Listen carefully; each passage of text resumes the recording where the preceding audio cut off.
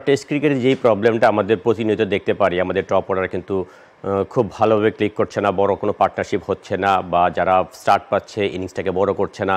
এটা কিন্তু গতকালকে ফার্স্ট ডেতে আমরা দেখেছি, আমরা কিন্তু আর্লি উইকেট ব্রেক থ্রু হয়েছে।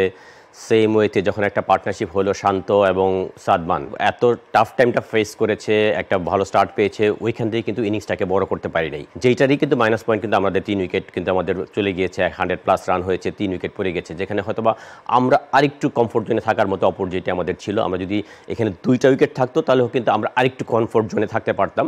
তারপরেও এখন খুব বেশি খেলা হয় নাই কালকে, আমাদের রান রেটটা ভালো কিন্তু উইকেটটা একটু বেশি পড়ে গিয়েছে।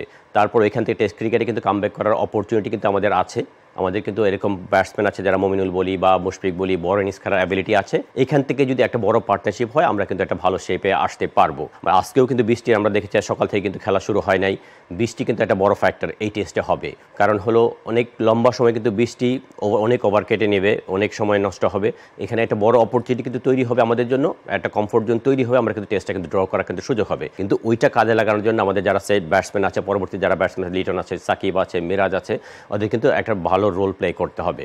সময়টা একটা বড় ফ্যাক্টর। এখানে কিন্তু আমরা হয়তো বা ওভারঅল হয়তো অনেক দেখা যাবে 3 দিনে খেলা হয়, টোটাল 3 দিনে খেলা হবে কিনা সন্দেহ আছে, কিন্তু ওই জায়গাটা আমাদের প্লাস পয়েন্ট কাজে লাগাতে হবে। যারা ব্যাটিং করবে তাদের কিন্তু একটা বড় ইনিংস খেলতে হবে, একটা দুইটা বড় ইনিংস কিন্তু পুরো সিনারিও চেঞ্জ করে দিতে পারে। ফার্স্ট ইনিংসটা অনেক বেশি ইম্পর্টেন্ট। এই জায়গায় যদি আমরা 300 350 এরকম একটা রানের নিয়ে যেতে পারি, আমাদের যে কন্ডিশন ওয়েদার সব কিছু মিলিয়ে আমার মনে হয় একটা বড় অপরচুনিটি তৈরি হবে ভালো করার এই টেস্টটার জন্য। কোনো কারণে যদি আমরা খুব বড় ইনিংস নাও করতে পারি, তারপরেও আমাদের বোলাররা কিন্তু একটা খুব ভালো শেপে আছে, ওই অপরচুনিটিটা বোলারদের নিতে হবে। আমার মনে হয় যে বোলাররা যেই ভালো শেপে আছে, বোলার দেখেন ফাস্ট বোলাররা খুব ভালো বোলিং করছে।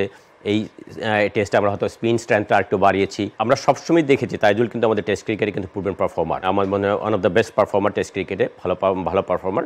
তবে আমাদের তুলনামূলকভাবে আমরা হোমে যেইটা সাকসেসটা আমরা যতটা তাইজুল বা মিরাজের কাছে পেয়েছি, কিন্তু অ্যাওয়েতে যে ওই সাকসেসটা হয়তো আমরা কম পেয়েছি। তারপরেও উইকেটটা একটু, এই উইকেটটা হয়তো একটু স্পিনারদের একটু অ্যাডভান্টেজ থাকবে। সময়ের সাথে সাথে আমরা হয়তো পরবর্তী সেকেন্ড ইনিংস যেহেতু আমরা বোলিং করব, সময়ের সাথে উইকেটটা হয়তো আরেকটু টার্নিং হবে।